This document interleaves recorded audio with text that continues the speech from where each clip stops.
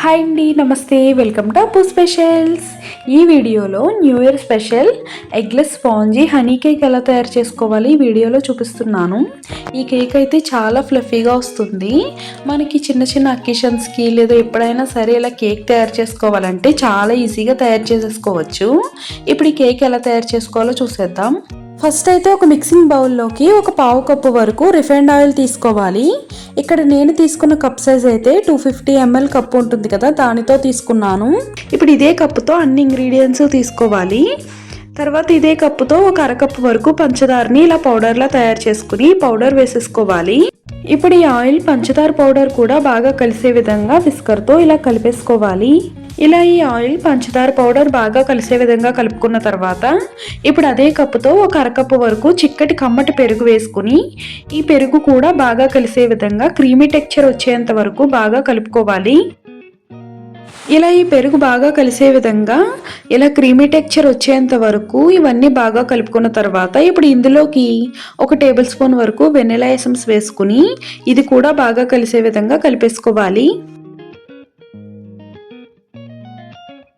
ఇలా బాగా కలుపుకున్న తర్వాత ఇప్పుడు ఇందులోకి ఒక స్ట్రైనర్ పెట్టేసుకుని మనం ఏ కప్పుతో అయితే అన్ని ఇంగ్రీడియంట్స్ తీసుకుంటున్నామో అదే కప్పుతో 1.5 కప్పు వరకు మైదా వేసుకోవాలి. ఇప్పుడు ఇందులోనే 1 టీ స్పూన్ వరకు బేకింగ్ పౌడర్, ఒక 1/2 టీ స్పూన్ వరకు బేకింగ్ సోడా వేసుకొని ఇవన్నీ బాగా జల్లించుకోవాలి. ఇలా ఈ పిండి మొత్తాన్ని జల్లించుకున్న తర్వాత ఇప్పుడు ఒక స్పాచులా కానీ లేదా గరిటె కానీ తీసుకుని ఇదంతా బాగా కలిసే విధంగా ఒకే డైరెక్షన్లో బాగా కలుపుకోవాలి. ఇలా ఈ విధంగా బాగా కలుపుకున్న తర్వాత మనకి ఈ కేక్ బ్యాటర్ కాస్త గట్టిగా అనిపిస్తే కాచి చల్లార్చిన పాలను ఒక పావు కప్పు వరకు తీసుకుని కొద్ది కొద్దిగా వేసుకుంటూ రిబ్బన్ కన్సిస్టెన్సీ వచ్చేంత వరకు ఇలా బాగా మిక్స్ చేసుకోవాలి.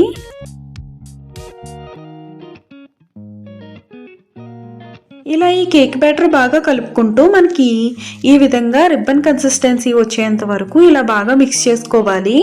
ఇప్పుడు ఇలా కలుపుకున్న తర్వాత ఇది పక్కన పెట్టేసుకుని ఇప్పుడు ఒక కేక్ మౌల్డ్ కానీ లేదా దలసరి గిన్నె కానీ తీసుకుని ఇందులోకి ఆయిల్ కానీ లేదా నెయ్యి కానీ అప్లై చేసి బటర్ పేపర్ వేసేసుకొని ఈ బటర్ పేపర్ పైన కూడా ఆయిల్ అప్లై చేసేసి ఈ కేక్ బ్యాటర్ మొత్తం కూడా వేసేసుకోవాలి.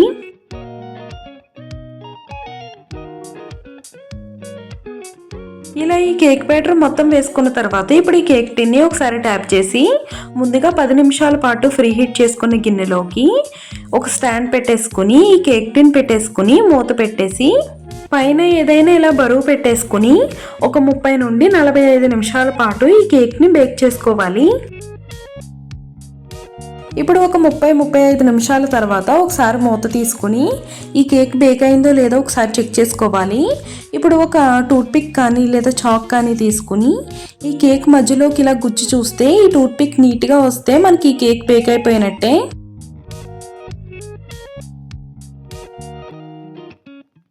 ఇప్పుడు ఈ కేక్ టిన్ పక్కకు పెట్టేసుకుని ఈ కేక్ కాస్త చల్లారేలోపు షుగర్ సిరప్ తయారు చేసుకోవాలి. ఇప్పుడు ఒక చిన్న గిన్నె పెట్టేసుకుని ఇందులోకి ఒక చిన్న టీ గ్లాస్తో వాటర్ వేసుకుని ఇందులోకి ఒక 4 టేబుల్ స్పూన్స్ వరకు పంచదార వేసుకోవాలి.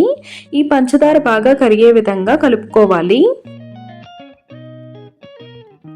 ఇలా ఈ వాటర్ బాగా మరిగి పంచదార పూర్తిగా కరిగిన తర్వాత ఇప్పుడు స్టవ్ ఆఫ్ చేసేసి ఈ షుగర్ సిరప్ని కాస్త చల్లారబెట్టుకోవాలి. ఇలా ఈ షుగర్ సిరప్ కాస్త చల్లారిన తర్వాత ఇందులోకి ఒక 2 టేబుల్ స్పూన్స్ వరకు తేనె వేసుకోవాలి. ఇప్పుడు ఈ తేనె వేసుకున్న తర్వాత ఈ పంచదార వాటర్ ఈ తేనె బాగా కలిసే విధంగా కలిపేసుకోవాలి. ఇప్పుడు ఇది ఇలా కలుపుకున్న తర్వాత ఇది పక్కకు పెట్టేసుకుని ఈ కేక్ చల్లారిన తర్వాత ఇది డీమోల్డ్ చేసుకోవాలి. ఈ కేక్ అయితే చాలా స్పాంజీగా వచ్చింది, ఈజీగా డీమోల్డ్ అయిపోయింది.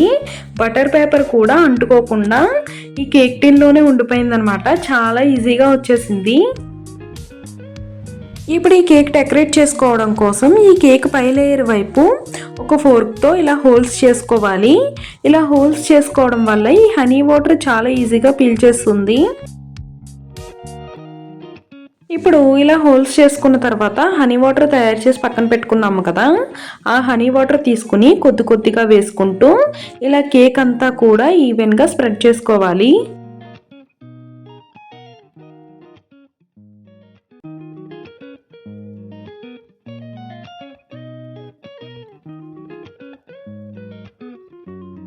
ఇలా ఈ హనీ వాటర్ మొత్తం వేసుకున్న తర్వాత ఇప్పుడు ఫ్రూట్ జామ్ తీసుకుని కొద్ది కొద్దిగా ఈ కేక్ అంతా కూడా ఈవెన్గా స్ప్రెడ్ చేసుకోవాలి.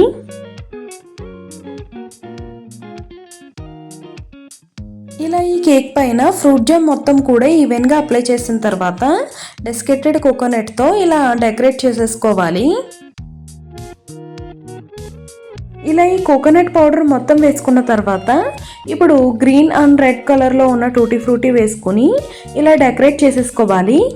ఇలా మనకి నచ్చిన విధంగా కేక్ డెకరేట్ చేసేసుకోవచ్చు. అంతేనండి, చాలా ఈజీగా ఇంట్లోనే ఇలా ఎగ్లెస్ స్పాంజీ హనీ కేక్ అయితే తయారు చేసేసుకోవచ్చు. చాలా చాలా ఫ్లఫీగా, చాలా టేస్టీగా ఉంటుంది.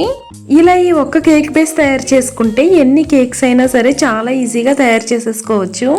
ఇలా మనకి ఎప్పుడు కేక్ కావాలన్నా సరే, న్యూ ఇయర్ కానీ లేదా బర్త్డే ఫంక్షన్స్ కానీ చాలా ఈజీగా ఇలా ఇంట్లోనే కేక్ తయారు చేసేసుకోవచ్చు.